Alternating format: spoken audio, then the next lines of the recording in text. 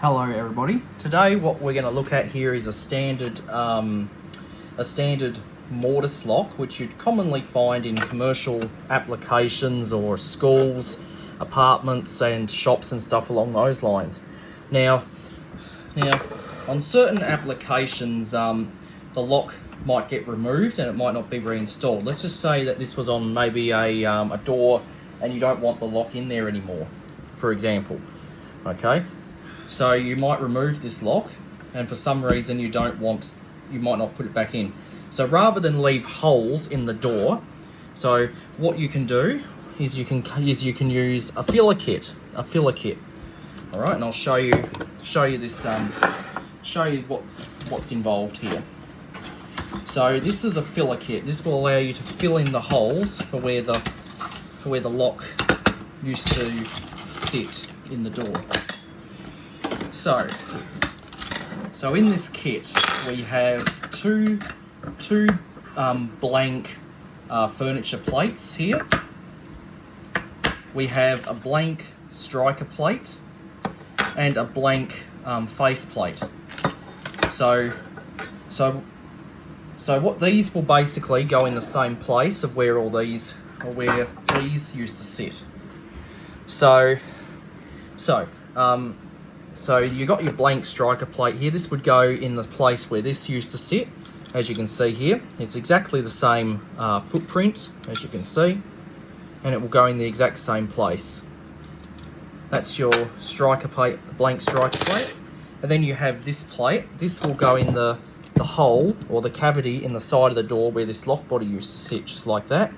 And it goes and has the exact same footprint as the two screws that used to hold the lock body in. So that's what that will look like on the side of the door. And then of course you'll have your two handles, which would be on the outside and the inside, and then you'll have holes in the face of the door where these used to be. So holes for where your spindle used to be, or a hole where the cylinder used to be.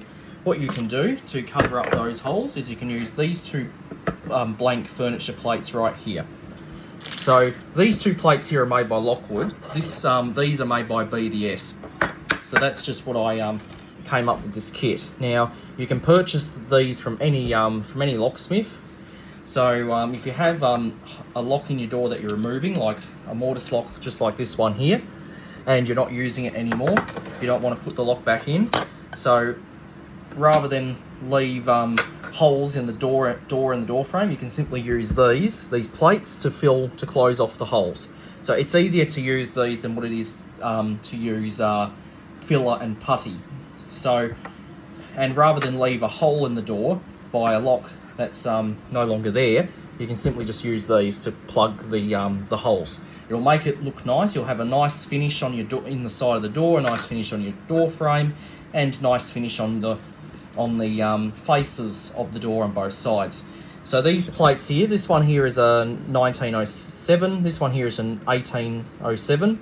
This is a BDS face plate, and this one here is the BDS strike plate filler. Normally these come with protective coatings. I've already removed them. They are made out of stainless steel, so they will go in the exact same place where, of course, all this stuff used to sit. So this will definitely make your door and your door frame look nice. There is some screws here. There'll be two for this face plate here, two for the blank striker plate, and of course two for the blank furniture plates. Or you could reuse the screws from the lock if you wanted to. Sometimes the screws in these mortise locks, they get rusted and everything, so you're probably better off replacing them so you get a nice look.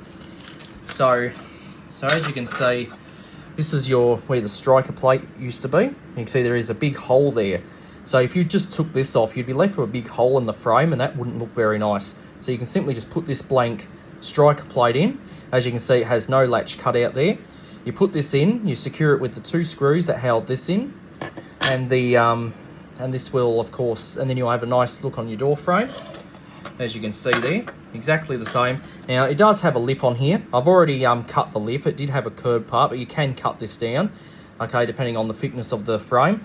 So you can simply just take a hacksaw and you can simply cut it down, then hit it with the grindstone so it's not sharp.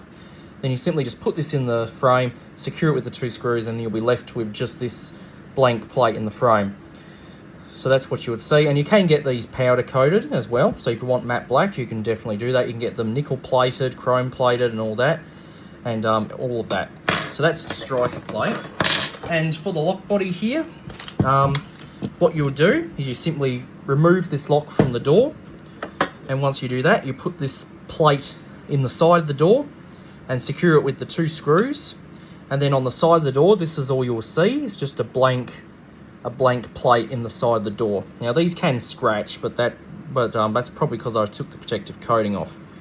So, but these are pretty strong. They're stainless steel. They're pretty thick and they're very strong. And this you can get powder coated. Okay, so rather than being left with a hole cut out cavity in the door, because when you install one of these, you're going to have a big cutout in the door here for where this lock body used to sit. So to fill in that hole, you just put this plate in there, and then of course you'll have a nice finish on the side of the door. So rather than using putty and filler, it's easier just to use this. And of course, for where your handles here used to sit, the plates with your handles or your cylinder hole, normally the handles would be straight like that. You can simply just use these 2 plates here, and they will fill in the holes on the faces of the door for where the handles used to sit, and you'll have all you'll see on both sides is just these 2 blank plates. So from the outside is where there's no screw holes. From the inside you put the screws, and you can put a bit of Loctite on there, and you can also use this with the 184 pull handle, where you'll need 2 1906-7 plates to be able to do that, because you need a plate with holes on both sides. But this will definitely make the door look nice and make it look uniform, rather than be left with holes by a lock that's no longer there. So you can purchase these from any locksmith, of course. This sells for about $12. This one's about $20. These are about 90 to 100, depending on where you get them from. You can use other brands. You can use Dormacaba, Lockton, Leggy, Novus, and other brands of blank plates, but this is just an example. These are the square plates. They do come as a round plate. I'll just quickly show you one so you get an idea of what a rounded plate from Lockwood would look like. So these are your square plates here, and this is of course the round one. Okay, you can get these in a blank as well. So the part number for the blank round ones would be 2807 and 2907. But this one here is just one with dual cylinder holes, but it's just an example. All right, so that is a Lockwood mortise lock filler kit. So you can probably get a locksmith to make this up for you. You can, for all your locksmiths out there who remove locks all of a sudden, it's good to have a few of these in your vans, because there may be times when you go to a job where they might not need the lock anymore, and you want to fill the holes rather than using putty and filler, because that will reduce locksmith labour and time. It's just easier just to simply use these.